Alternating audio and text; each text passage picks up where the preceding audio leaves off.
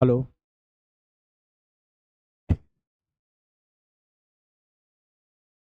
Hello my dear, मैं के पवन एक बार फिर से अपने यूट्यूब चैनल जीनियस फैक्ट्री पे आप तमाम स्टूडेंट का स्वागत करता हूं। एक बार फिर मॉलिक्यूलर बेसिस ऑफ इनहाइड्रोजन चैप्टर से 10 ऑब्जेक्टिव क्वेश्चन मैं आपके पास लेकर के आया हूं। उम्मीद करता हूं इस सीरीज से आपको फायदा हो रहा होगा। मेरा इस सीरीज को जारी रखने का एकमात्र उद्देश्य है कि बच्चों को 450 प्लस लाना है। तो बिना समय बर्बाद किए हुए मैं सेशन स्टार्ट कर रहा हूं। फर्स्ट क्वेश्चन आपके स्क्रीन पे, है, देखेंगे।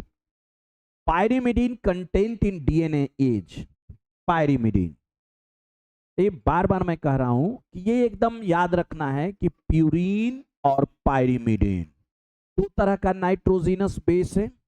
ये जो प्यूरीन है वो दो तरह का है, एडेनिन गुआनिन, और पायरिमिडीन है जो 3 टाइप का है, साइटोसिन, थाइमिन, यूरासिल। ठीक है। और डीएनए में यूरासिल नहीं पाया जाता। किस में पाया जाता है? डीएनए में ये नहीं पाया जाता, और आरएनए में थाइमिन नहीं पाया जाता। ठीक है। तो ये बात हमको याद रखना है, इसी पर से क्वेश्चन है। फिर क्वेश्चन क्या है? डीएनए में निहित पायरिमिडीन क्या है? तो डीएनए में क्या रहेगा? 3 तरह का पायरिमिडीन होता है, साइटोसिन, थाइमिन और यूरासिल। लेकिन पहले से ही हम लोग जानते हैं कि भाई कभी भी ये यूरासिल है जो डीएनए में नहीं पाया जाता। तो हम लोग देखेंगे साइटोसिन, पायरिमिडीन पूछ रहा है तो थाइमिन और साइटोसिन, आंसर क्या हो जाएगा? थाइमिन एवं साइटोसिन। एकदम फैक्चुअल क्वेश्चन है, आपको याद रहेगा, क्वेश्चन बनेगा।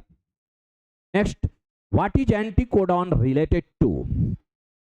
एंटीकोडॉन किससे रिलेटेड रहता है? तो हम लोग टीआरएनए पढ़े थे, अलग अलग लूप होता है, जैसे टी साई सी लूप, कुछ इस तक का स्ट्रक्चर होता है। अगर यदि आपको कुछ याद हो तो ठीक है।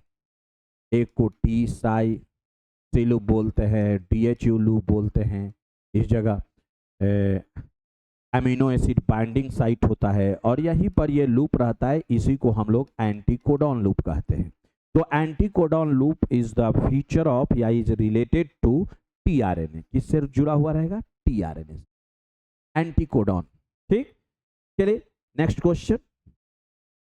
The configuration of 2 forces in A double ring DNA molecule. कहता है एक द्विबलीय डीएनए अणु में 2 बल का विन्यास, कॉन्फ़िगरेशन कैसे होता है? आप जानते हैं एंटी पैरेलल होता है और एक अक्ष के चारों ओर डीएनए घूमता है। तो एक मुख्य अक्ष के चारों ओर कुंडली द्वारा जो यही कॉन्फ़िगरेशन होता है, by coiling around a main axis. Main axis रहता है प्रिंसिपल एक्सिस के इर्द गिर्द। चलिए, तो आंसर इज ए। ठीक, चलिए next question. The most abundant RNA found in, सबसे ज्यादा आरएनए कौन आरएनए है जो सबसे ज्यादा पाया जाता है? तो आपने नाम सुन ही रखा होगा। एक को हम लोग कहते हैं टीआरएनए, एमआरएनए, आरआरएनए, जिसमें 3 तरह का आरएनए होता है, जिसमें सबसे ज्यादा मात्रा किस आरएनए की होती है? ये आरआरएनए, लगभग 60 to 80%, 80 to 85%, 80% के अप्रॉक्स ये होता है। ठीक है, तो काफी ज्यादा मात्रा है rRNA, that means ribosomal RNA कहते हैं। 5th number question. DNA molecule is anti parallel because of, देखिए इस क्वेश्चन को थोड़ा सा ध्यान करके, यहाँ पे कारण तो ऐसे हम लोग, अगर देखिए क्वेश्चन को ध्यान से पढ़ना है, थोड़ा सा यहाँ पे कंफ्यूजन हो सकता है। देखिए ये जो फास्फोडाइस्टर बॉन्ड है, वो फास्फोडाइस्टर बॉन्ड आईएच बॉन्ड मिलकर के ही डीएनए को स्टेबल बनाता है, उसके एंटी पैरेलल नेचर के लिए रिस्पॉन्सिबल है।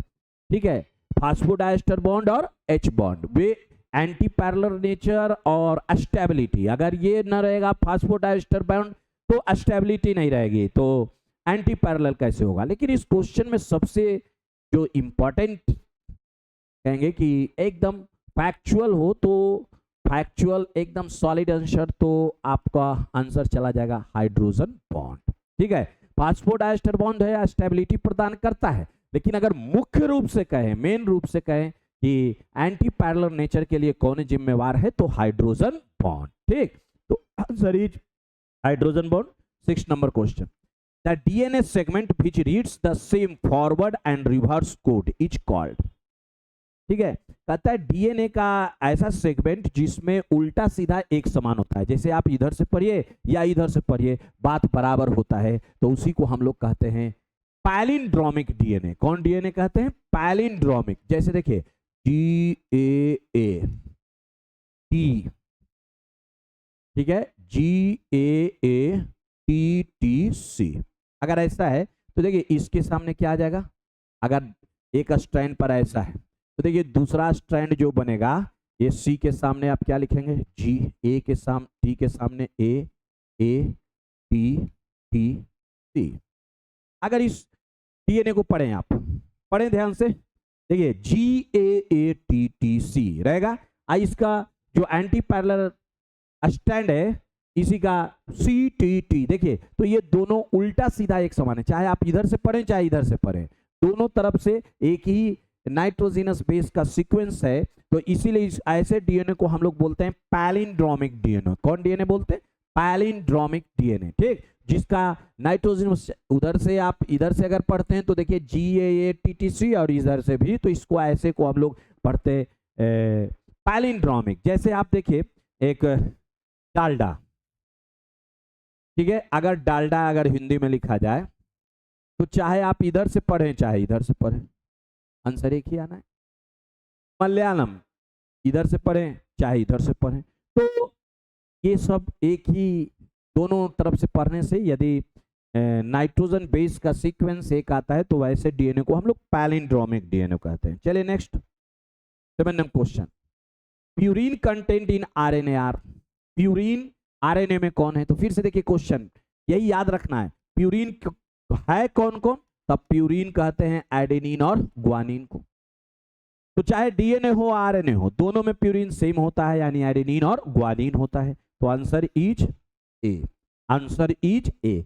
बदलाव कहां होता है? चेंज कहां होता है? तो चेंज होता है पायरिमिडीन में। डीएनए में साइटोसिन और थायमिन रहता है, जबकि आरएनए में साइटोसिन और यूरासिल होता है। ठीक, चलिए next 8 number question, the number of hydrogen bonds between cytosine and guanosine. चलिए ये सब तो एकदम फैक्चुअल स्टडी है कि एडेनिन थायमिन के साथ कितने बॉन्ड से जुड़ता है? डबल बॉन्ड से। और साइटोसिन ग्वानिन से कितने बॉन्ड से जुड़ता है? तो ट्रिपल बॉन्ड से। तो आंसर इज 3। ठीक, चलिए 9 number question, who is right for RNA. RNA के बारे में क्या सही है?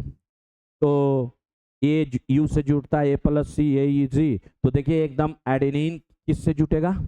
यूरासिल से, डबल हाइड्रोजन बॉन्ड से। और साइटोसिन तो कितने बॉन्ड से जुड़ना था? ट्रिपल हाइड्रोजन बॉन्ड से। तो आंसर क्या हो जाएगा? ए। चलिए इस सेशन का लास्ट क्वेश्चन, मैं छोटा छोटा सेशन आपको करा रहा हूं कि आपको, आप कहे ना कि आप लोग रील देखने वाले लोग हैं, ज्यादा देर कंसंट्रेट नहीं कर सकते, तो पहले आदत लगा रहे हैं। जब ये आपको आदत 10 मिनट 20 मिनट आप मोबाइल में रील तो आप जितना भी लंबा हो देख सकते हैं, लेकिन ये 10 मिनट 20 मिनट से ज़्यादा आप नहीं झेल सकते। तो इसलिए मैं छोटा छोटा बना रहा हूँ। एक वक्त आएगा जो काफ़ी लंबा लंबा क्लास में भी, मैराथन क्लास भी चलाऊंगा, जिसमें एक सेशन में हम लोग 100 ऑब्जेक्टिव 150 ऑब्जेक्टिव करेंगे। ठीक है, जब फैक्चुअल, जब हम लोगों को एग्जाम के समय, जब हम लोगों को दूर आना होगा। ठीक, तो हम लोग यहाँ स्टार्ट करते हैं 10 number question, which of the following variable but is stable for a particular species. कहता है कि हर एक स्पीसीज में A+T और G+C का कंटेंट एकदम, जितना प्यूरिन रहेगा उतना ही पायरिमिडीन रहेगा। ये तो चार्गा आपने भी कहा था। और हर एक स्पीसीज का ये थोड़ा अंतर होता है। तो answer is A, adenine plus thymine G+C दोनों बराबर रहता है, ये कभी भी चेंज नहीं करेगा। तो जितना एडेनिन रहेगा, माने एडेनिन और थायमिन का जो परसेंटेज है इधर उतना इधर भी रहेगा, दोनों बराबर रहेगा, दोनों मिलाकर के कांस्टेंट रहेगा। ठीक, चलिए तो आंसर इज A+T G+C। चलिए आज के लिए इतना ही, नेक्स्ट क्लास में मिलते हैं। Thank you.